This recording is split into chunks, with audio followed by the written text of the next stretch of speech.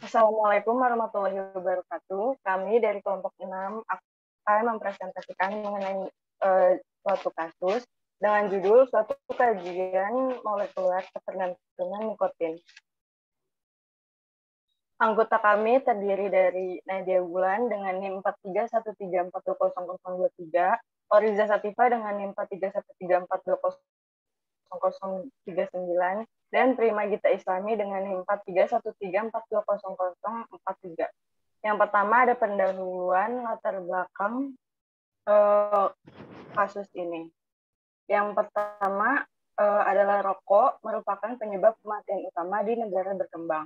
Jadi rokok merupakan penyebab kematian utama yang dapat dicegah di negara berkembang menurut WHO.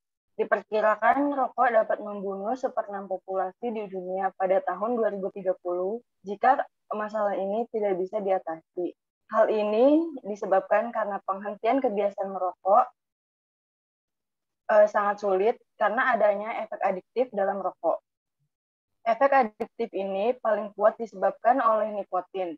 Ini merupakan gambar diagram kematian per tahunnya menurut Surgeon General Report pada tahun 2014. Selanjutnya adalah efek parifer nikotin sangat kompleks atau cukup kompleks. Nikotin merupakan senyawa golongan alkaloid yang bersifat sangat larut lipid sehingga mudah diabsorpsi pada mukosa mulut, paru, mukosa pencernaan, dan kulit. Efek parifer nikotin cukup kompleks. Stimulasi ganglion simpatik atau jaringan tempat awal tumbuhnya tumor neuroblastoma dan medula adrenal meningkatkan tekanan darah dan nadi sehingga tembakau berbahaya bagi pasien hipertensi. Nikotin juga dapat menyebabkan iritasi dan tremor tangan pada susunan saraf pusat dan kenaikan kadar beberapa hormon. Selanjutnya adalah ketergantungan suatu obat. Ketergantungan obat merupakan keadaan di mana obat mengontrol perilaku manusia. Ciri-ciri utamanya antara lain timbulnya efek koaktif dan reward pathway pada perilaku pengguna. Reward pathway merupakan keadaan di mana otak tidak dapat mengontrol kebiasaan dan memori. Reward pathway terjadi ketika adanya paparan nikotin, dopamin dalam otak meningkat hingga memperkuat stimulasi otak. Reward pathway menimbulkan keinginan untuk menggunakan nikotin kembali. Hal ini menyebabkan penghentian kebiasaan merokok itu sulit karena reward pathway ini dapat menyebabkan ketergantungan rokok.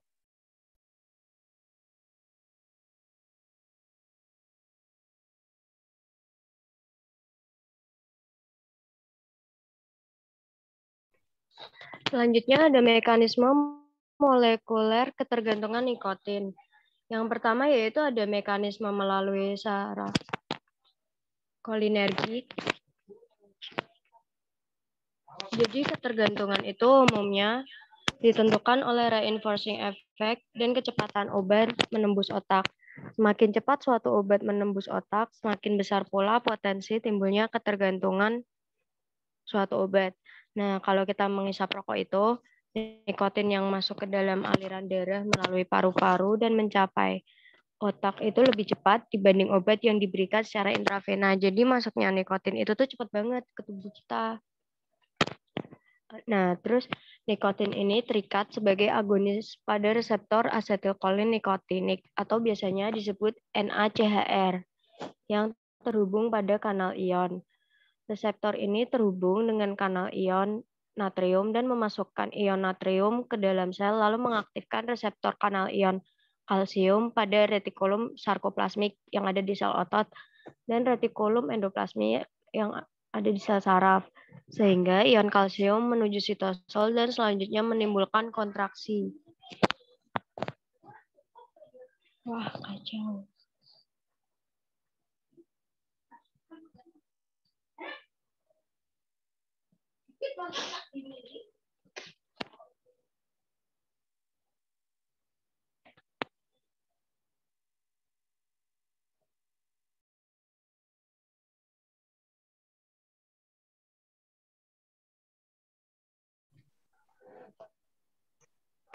Mohon maaf, saya ulangi. Yang selanjutnya yaitu ada mekanisme molekuler ketergantungan terhadap nikotin.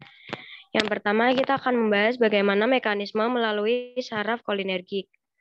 Ketergantungan nikotin itu, ketergantungan obat umumnya ditentukan oleh reinforcing effect dan kecepatan obat menembus otak. Semakin cepat suatu obat menembus otak, semakin besar pula potensi timbulnya ketergantungan.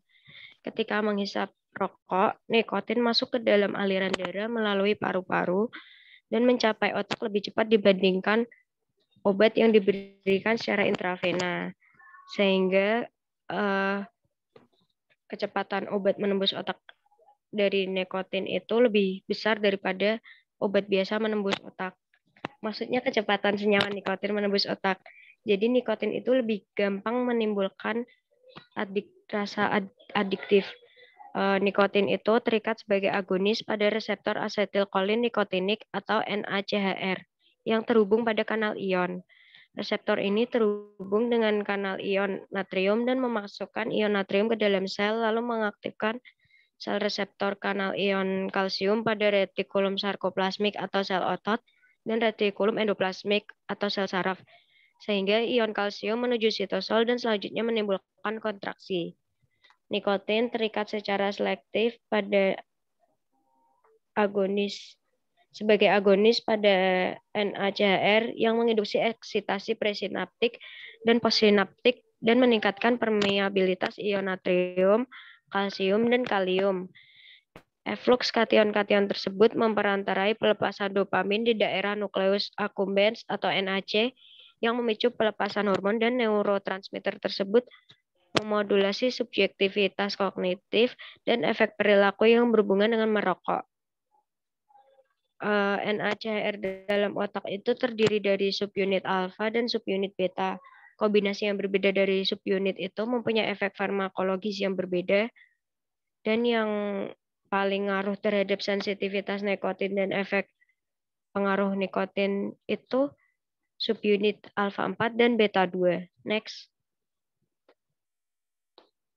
Nah, ini ada gambar kanal ionnya. Jadi nanti kalau misal asetilkolinnya terikat ke reseptor, kanal ionnya baru kebuka dan ion-ionnya baru masuk buat sampai ke saraf. Next. Selanjutnya ada mekanisme melalui sel saraf dopaminergik. Nikotin menginduksi dopamin reward system dan meningkatkan neurotransmitter dopamin pada daerah nukleus accumbens atau NAC.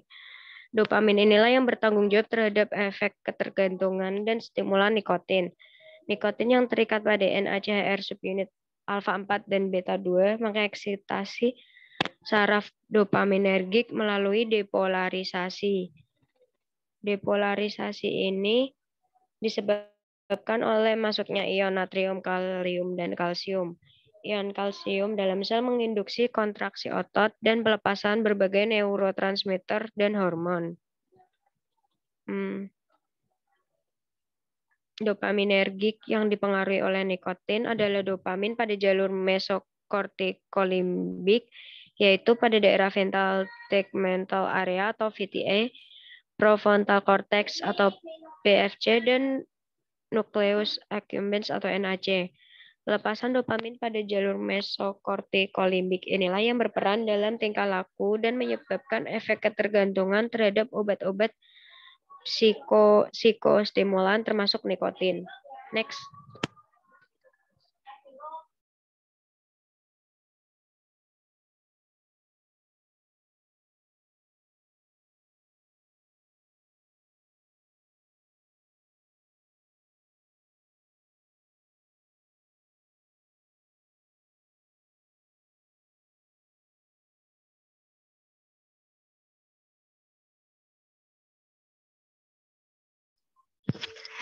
Nah, itu ada mekanisme ketergantungan nikotin lain yang melibatkan 5 hal. Yang pertama ada norepinefrin, serotonin, reseptor opioid, glutamat, dan juga monoaminooksidase. Yang pertama ini ada norepinefrin. Norepinefrin ini dia itu dapat meningkatkan pelepasan norepinefrin. Setelah itu dia dimodulasi fungsi dopamin pada otak tengah. Nah, setelahnya dia bisa ketergantungan terhadap nikotin yang mana dapat mengubah norepinefrin pada hipotalamus dan juga korteks. Kemudian ada serotonin. Serotonin itu adalah neurotransmitter yang terlibat dalam berbagai penyakit yang luas cakupannya seperti misalnya depresi, fobia, skizofrenia, gangguan panik, dan juga obsesif kompulsif. Nah, serotonin ini dia di reseptornya terdapat sistem saraf pusat maupun perifer, dan juga dia dapat dijumpai pada usus. Kemudian sistem kardiovaskuler pada darah itu dia tuh berpengaruh dengan ketergantungan nikotin, yang mana terjadi pelepasan serotonin pada korteks, hipotalamus, striatum hipotalamus, dan juga sumsum tulang belakang. Nah, setelah itu saraf dopaminergik ini juga dipengaruhi sistem norepinefrin. Next.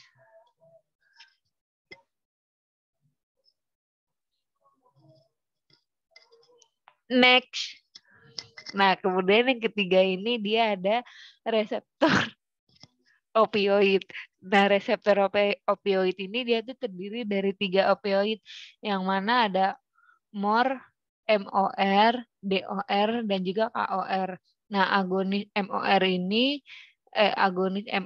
dan DOR itu dia menginduksi pelepasan dopamin di nukleus accumbens. Nah, setelah itu dia terjadi pelepasan opioid endogen.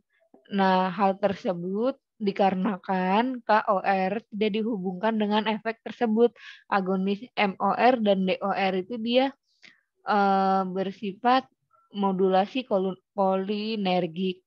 Kemudian yang keempat ada glutamat. Kalau glutamat itu dia reseptornya meningkatkan pelepasan dopamin. Setelah itu reseptor glutamatnya berpengaruh pada sindrom yang mana ketergantungan nikotin. Next. Kemudian yang terakhir ada monoamina oksidase. Nah, dalam tembakau rokok selain terdapat nikotin itu dia menyebabkan ketergantungan, juga terdapat senyawa lain yang bersifat sebagai monoamina oksidase inhibitor.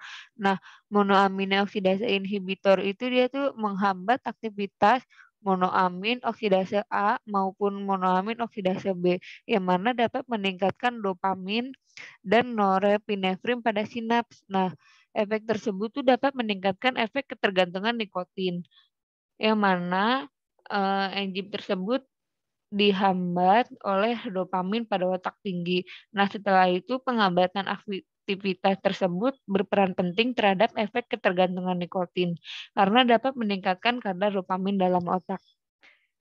Sekian dari kelompok kami, kurang lebihnya mohon maaf apabila untuk kesimpulannya itu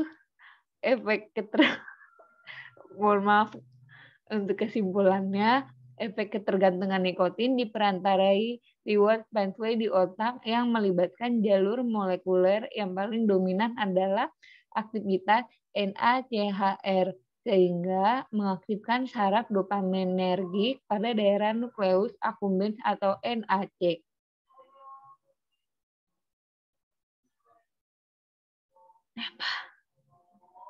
Sekian dari kelompok kami, kurang lebihnya mohon maaf. Wassalamualaikum warahmatullahi wabarakatuh.